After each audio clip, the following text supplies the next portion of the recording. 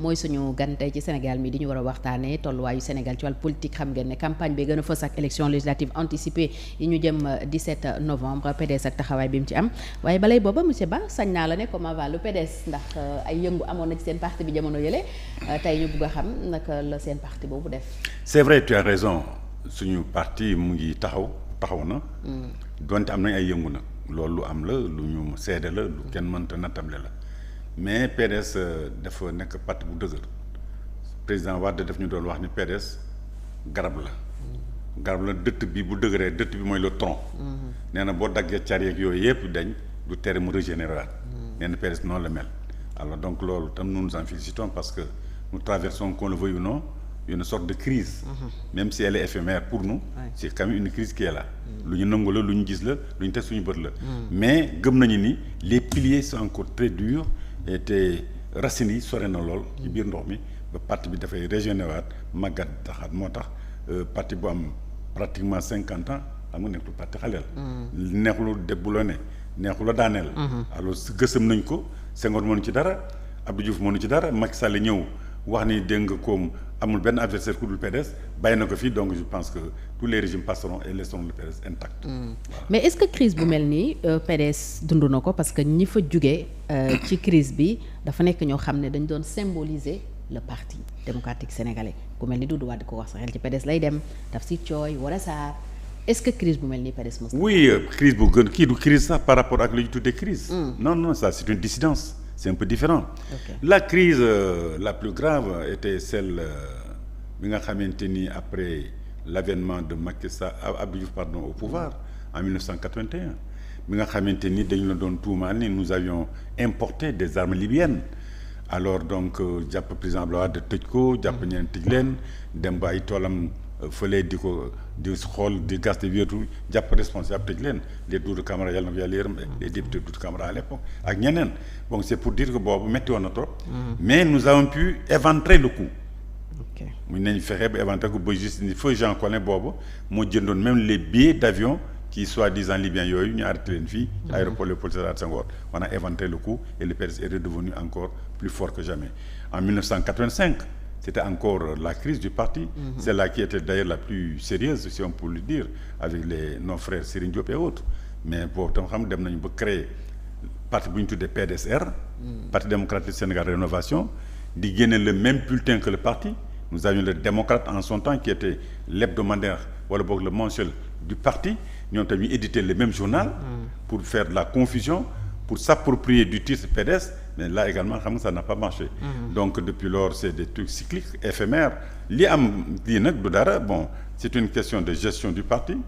c'est les structures qu'on dit qui ne sont pas fonctionnelles depuis pratiquement bientôt 10 ans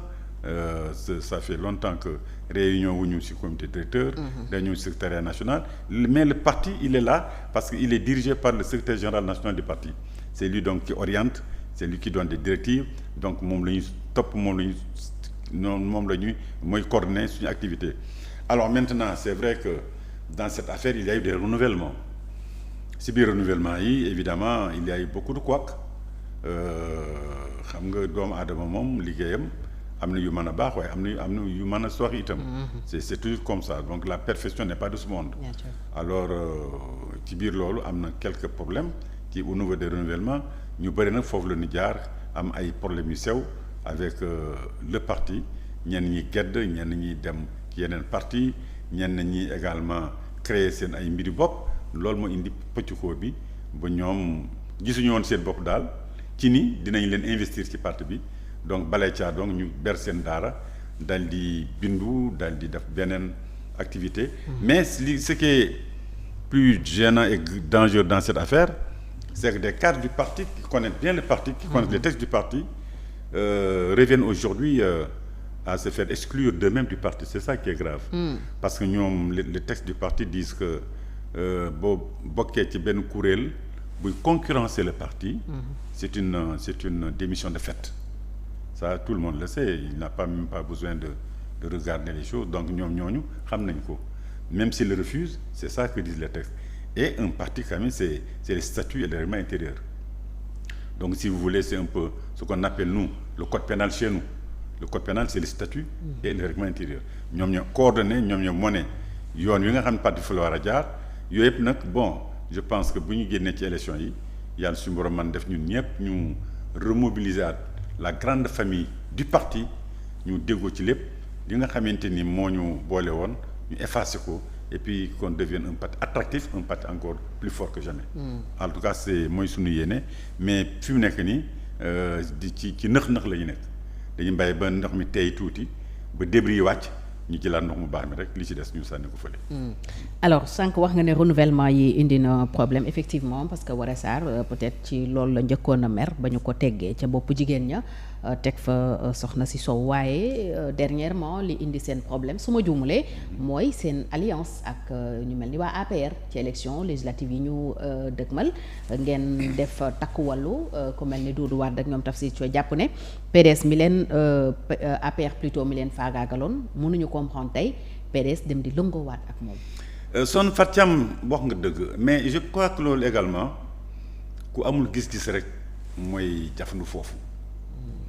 Khadimal Moustapha Cheikh Ahmadoul Khadim suñu wasila bi nga xamante ni tubaab yi sonal nañ ko yóbbu ko Lambaréné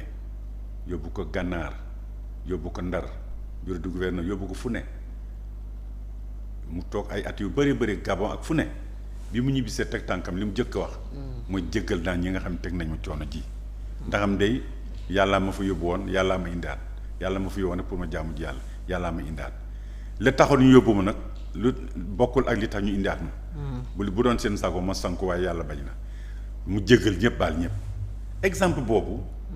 dama koy wane parce que simplement ay jullit lañu te jullit day am foo xam ne boo fa tolloo da ngay baale Macky Sall amul lu mu tegul Ablaye Wade ñëpp yëkku ñëpp teg seen bët Macky Sall amul lu mu tegul Karim Meïssa Wade ñëpp yëkku ba exporté ko extradé ko déporté ko indi ko yóbbu ko fële ci àll ba tey mënu teg tànkam fii waaye le président Ablaye Wade ci mbaaxam ci dalam ci teeyam ak ci responsabilité moom bu mënee am xolu muñ ak xolu baale Karim Wade bu mënee topp woy juram ba am xolu muñ ak xolu baale mais nous autres militants et responsables war nañ topp seen tànk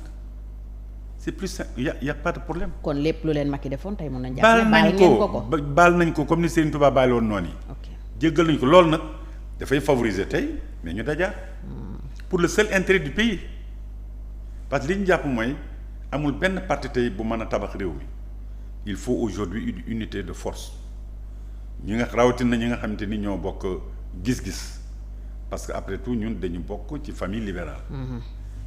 Donc pàcc yi nga xam ne dafa jóge woon ci PDS dem créer seen ay entité libérale ñooñu la ñu retrouver tey dans la coalition Takku Wallu et il est évident que suñu yéene mooy dépasser sax coalition Takku Wallu mais revenir pourquoi pas un grand rassemblement du